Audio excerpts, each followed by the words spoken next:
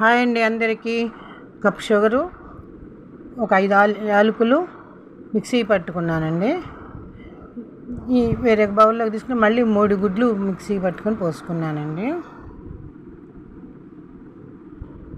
2 కప్పులు మైదా వేసుకున్నానండి. 1/2 కప్పు కూడా మళ్ళీ వేసుకున్నాను. పాలు పోసుకున్నానండి 1 కప్పులోగా.